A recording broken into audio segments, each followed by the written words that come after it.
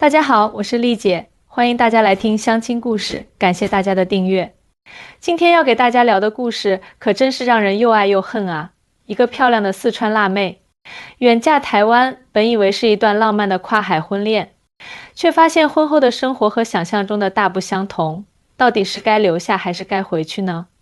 听完她的故事，你们会怎么选？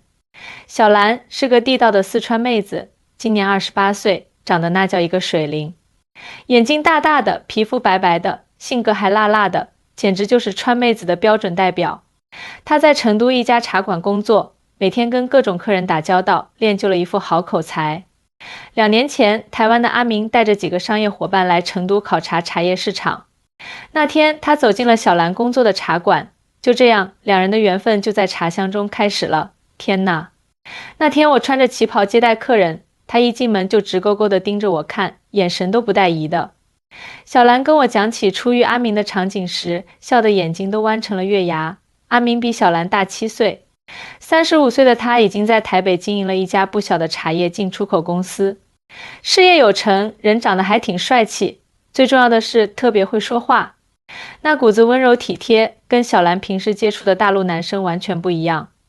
他每说一句话都让我觉得自己被捧在手心里，哎呀，那感觉真的是太上头了。小兰害羞地说，阿明那次在成都待了1周，几乎每天都去茶馆找小兰聊天。临走前，他大胆地表白了，小兰，我很喜欢你，可以给我一个机会吗？虽然我们相隔两地，但我愿意飞过来见你。就这样，两人开始了远距离恋爱。阿明几乎每个月都会飞来成都见小兰，每次还带着台湾的特产礼物。半年后，阿明向小兰求婚了，还许诺要带她去台北生活，过上更好的日子。当时我想都没多想就答应了。小兰说，谁不想嫁个事业有成、体贴温柔的老公啊？而且台湾在我心里一直是个很美的地方，电视剧里演得那么好，还有那么多美食，我以为自己要过上偶像剧里的生活了呢。婚后，小兰随阿明去了台北。刚到台北的那段日子，一切都很新鲜。台北的确如小兰想象中那样繁华，街道整洁，人们礼貌有加，到处都是便利商店和美食街，连路边的小吃都精致得不得了。刚到台北那会儿，我真的以为自己嫁进了天堂。小兰眨着眼睛说，阿明带我去了好多地方，夜市、故宫、101大楼，还有垦丁的海边，美得我都不想回家了。但好景不长，蜜月期过后，真实的生活开始了。首先是语言问题，虽然台湾也说中文，但很多用词和口音都不一样。小兰说话时的四川腔调常常引来阿明家人的窃窃私语和轻笑。他们不是故意的，但那种感觉真的很不舒服。小兰叹气道，好像我说的每一句话都很好笑似的。最尴尬的是，有次我说这个菜麻辣得很，阿明的妈妈居然以为我在说脏话。更大的冲击是来自于家庭观念的差异。小兰来自四川，那边的家庭关系相对来说更加直率开放，但在阿明的家庭里，很多事情都要讲究面子，表面上和气，背地里却有很多规矩。最让我受不了的是，阿明妈妈从来不会直接说什么不满意，但转头就会告诉阿明，然后阿明再来跟我说。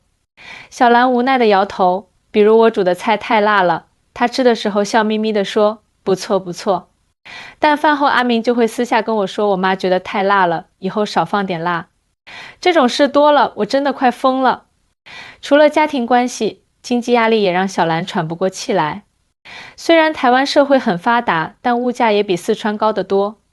阿明的茶叶生意近2年也不太景气，收入大不如前。而小兰因为刚到台湾，人生地不熟，又没有工作经验，很难找到满意的工作。在成都，我一个月能挣8、9千块，虽然不多，但自己花完全够了。但在台北，我找了半天只能当服务员，一个月才2万多新台币，连房租都付不起。小兰情绪激动地说，最郁闷的是，阿明家里人看不起我在大陆的工作经历，认为那不算正经工作，这让我特别没有安全感。文化差异也让小兰很不适应。台湾社会虽然保留了很多传统习俗，但在很多方面又相当现代化。小兰发现，台湾人对于隐私和个人空间的要求很高，即使是夫妻之间也保持着一定的距离感。阿明从不会随便看我的手机，也不会问我聊了什么，一开始我还觉得他特别尊重我。小兰说，但后来我发现，他心里有很多想法都不会告诉我，遇到问题也喜欢自己消化，这让我感觉很陌生，像是跟一个礼貌的陌生人生活在一起。在台湾生活1年多，小兰渐渐意识到，台湾并不是她想象中的童话世界，而阿明也不是电视剧里的完美男主角。两人之间的隔阂越来越深，争吵也越来越多。最难过的是，我在台湾几乎没有朋友，遇到委屈只能自己默默承受。小兰泪眼婆娑地说，而阿明每次吵架后都会躲出去，说是需要冷静，留下我一个人在陌生的房子里发呆。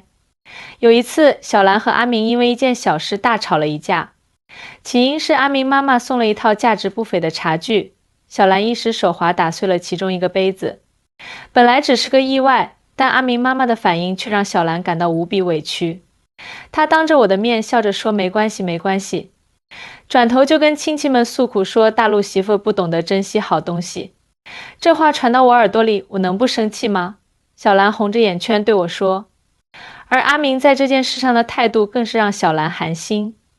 他不但没有帮他解释，反而批评他太敏感，想太多。他说他妈妈年纪大了，说话直，让我别往心里去。但问题是，他根本就不是直接跟我说啊，他是在背后说我。小兰越说越激动，阿明就是不明白我为什么生气。他觉得只要表面上过得去就行，这不是在糊弄人吗？这次争吵后，小兰一气之下买了机票回四川老家散心。刚回到成都，那种熟悉的感觉立刻涌上心头。满街的火锅香味，热情直爽的乡音，还有那些不需要解释就能懂你的老朋友们。短短1周的时间，小兰感觉自己重新活了过来。我一下飞机，闺蜜就来接我，拉着我去吃火锅，吃到凌晨2点还在聊天。那种感觉就像是终于能大口呼吸了。小兰脸上露出久违的笑容。在台湾，我总觉得自己像个外星人，说话做事都小心翼翼的，生怕哪里做错了被人笑话。回成都的日子里，小兰还接到了前公司老板的电话，邀请她回去工作，还说愿意给她更高的薪水和职位。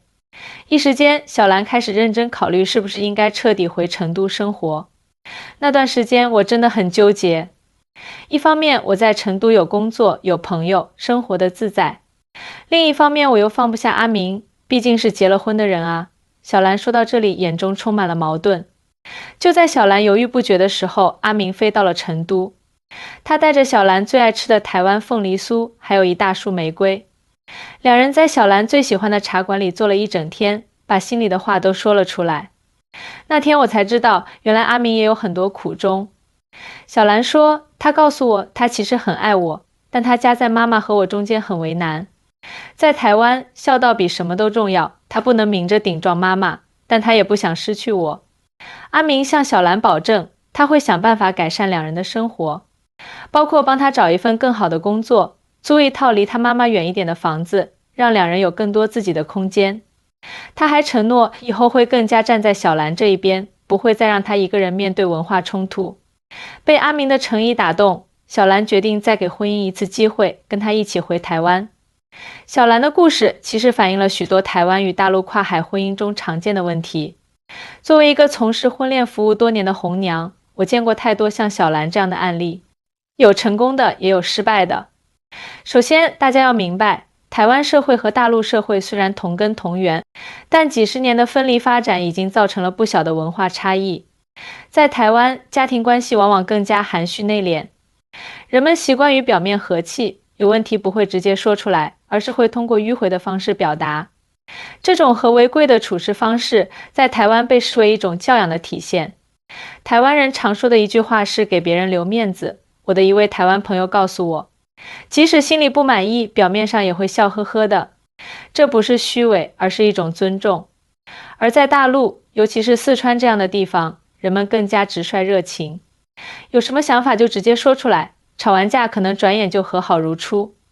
这种直来直去的性格在大陆被视为真诚的表现，家庭地位的问题也很关键。在台湾的传统家庭中，婆媳关系尤为重要，媳妇需要很好的处理与婆婆的关系。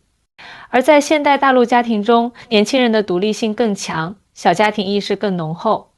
在台湾，即使是现代家庭，孝道仍然是核心价值观之一。我的台湾朋友解释道，子女不能公开反对父母，即使父母错了，也只能私下劝导，而不能当面顶撞。经济观念上的差异也很明显。台湾社会确实很发达，但生活成本也高，台湾人普遍比较注重储蓄和稳定，消费更为理性，而大陆年轻人则更愿意超前消费，追求当下的生活品质。在台湾，买房要付40%首付，几乎没有人敢轻易负债。一位在台北工作的大陆朋友告诉我，大家宁可住小一点的房子，也不愿背上大笔贷款。这和大陆很多城市宁可苦10年也要买大房的想法完全不同。职业观念上，台湾和大陆也有明显区别。台湾社会更看重工作的稳定性和专业度，职场文化更加规范，但创业环境相对没有大陆那么活跃。大陆则机会更多，变化更快，但竞争也更激烈。我在台湾找工作时，发现他们特别看重你的专业背景和证书。一位嫁到台湾的江苏姑娘告诉我，而在大陆，很多时候只要你能力强，学历背景反而没那么重要。这些差异都可能在跨海婚姻中成为潜在的冲突点。如果双方不能相互理解、相互包容，就很容易陷入小兰和阿明那样的困境。回到台湾后，阿明确实兑现了自己的承诺。他帮小兰联系了一家中文培训机构，让她可以教大陆普通话，工作时间自由，薪水也不错。两人还搬到了一个新小区，虽然房子不大，但胜在清静。小兰开始慢慢适应台湾的生活节奏，她学会了在公共场合压低声音说话，学会了用更含蓄的方式表达自己的不满，也学会了做一些台湾特色的家常菜，比如三杯鸡、卤肉饭等。刚开始真的很别扭，感觉自己都不是自己了，小兰笑着说，但慢慢的也就习惯了。其实台湾人的处事方式也有可取之处，遇事先冷静下来想一想，不是坏事。阿明也在努力理解小兰的文化背景，他开始学着直接表达自己的想法，不再把所有情绪都憋在心里。两人之间的沟通也变得更加顺畅。有一次我煮了麻婆豆腐，特别辣，阿明吃得满头大汗，但他居然一口气吃完了，还说很好吃。小兰开心地说，后来我才知道，他特意去查了四川菜的做法，想要了解我家乡的味道。这种感觉真的很暖心。阿明妈妈的态度也有了微妙的变化，虽然她仍然会在一些小事上对小兰有所微词，但在小兰教中文赚到第一笔薪水，主动买礼物给她后，她明显对这个大陆媳妇另眼相看了。阿明妈妈其实是个传统的台湾女性，她看重的是媳妇有没有孝心，有没有上进心。小兰若有所思地说，当她看到我真的在努力融入这个家庭，努力工作，态度也软化了不少。就在小兰和阿明的婚姻逐渐步入正轨时，一个意外的消息打破了平静，小兰怀孕了。那天我去做检查，医生告诉我已经有6周了，我整个人都懵了。小兰摸着还看不出变化的肚子，脸上写满了复杂的情绪。我和阿明是想要孩子，但没想到来得这么突然。怀孕的消息传开后，阿明高兴得不得了，立刻买了一大堆婴儿用品和营养品。阿明的妈妈更是激动，当天就拿着一大包东西来看小兰，还说要帮忙照顾她。我真没想到阿明妈妈会这么高兴，她一进门就抓着我的手说好孩子，辛苦你了。那一刻我感觉自己终于被这个家庭完全接纳了。小兰眼中闪烁着泪光，然而怀孕带来的不只是喜悦，还有新的挑战。首先是关于生产和坐月子的文化差异。在台湾，坐月子是一件极其严肃的事情，有着非常多的讲究。产妇要足足坐满30天，期间不能洗头，不能碰冷水，不能吹风，饮食上要吃各种进补的食物。阿明妈妈已经联系好了月子中心，听说1个月要7、8万新台币，我都被吓到了。小兰说，在四川我们也坐月子，但没那么多规矩，主要是多休息，多吃好的。更让小兰担心的是孩子的教育问题。在台湾出生的孩子会有台湾户籍，但如果小兰想让孩子拥有大陆户口，就涉及到复杂的手续问题，而且孩子长大后究竟是按台湾的教育体系，还是回大陆接受教育，这都是需要双方达成共识的大问题。我们现在的想法是，孩子就在台湾上学，但每年寒暑假都回四川住一段时间，让他两边的文化都能接触到。小兰说，但说实话，我心里还是希望孩子能多了解一些大陆的情况，毕竟那是我的根。怀孕后，小兰也变得更加思念家乡。她开始担心自己的父母，担心以后孩子和爷爷奶奶见面的机会太少。我爸妈年纪大了，现在坐飞机来台湾也不方便。以后孩子出生了，我总不能每次都带着小孩飞回去吧？小兰忧心忡忡地说。阿明看出了小兰的顾虑，主动提出了一个方案：孩子出生后，他们可以申请小兰父母来台湾长住，帮忙照顾孩子。如果手续顺利，小兰父母每次可以在台湾待半年。阿明真的很贴心，他知道我放心不下父母，就想尽办法让我们多团聚。小兰感动地说，这让我觉得，虽然我们来自不同的地方，有很多不同，但只要彼此理解，总能找到解决办法。怀孕5个月时，小兰遇到了一个突如其来的机会。她在台湾的一位朋友开了一家主打川菜的餐厅，生意很好，但缺少真正懂四川口味的大厨。知道小兰在成都学过烹饪后，朋友力邀她加入，并开出了非常优厚的条件。这对我来说简直是天上掉馅饼，我可以做自己喜欢的事情，还能赚到不错的收入。小兰兴奋地说，最重要的是，我终于找到了一个能发挥自己特长的地方，不再只是一个大陆媳妇。在餐厅工作后，小兰的生活发生了翻天覆地的变化。她认识了更多朋友，包括台湾本地人和来自大陆各地的人。她的厨艺获得了顾客的一致好评，甚至有人专门来品尝她做的水煮鱼和麻婆豆腐。有一次，一个台湾老爷爷吃了我做的担担面，居然感动得哭了。他说40年前去过四川，一直忘不了那个味道，没想到在台北又能吃到了。小兰自豪地说，那一刻，我觉得自己不只是在工作，还在传播家乡的文化，这种成就感是无法形容的。随着肚子一天天大起来，小兰不得不暂时离开厨房，转为做餐厅的管理工作。但她的四川厨艺已经成为餐厅的招牌，老板承诺等她产后恢复，会给她更多的发展空间。现在回想起来，如果当初我就这样回了成都，可能就错过了这么多机会。小兰感慨地说，我在台湾不仅找到了自己的价值，还让更多人了解了四川文化，这种感觉真的很棒。阿明看到小兰的变化，也非常支持她的工作。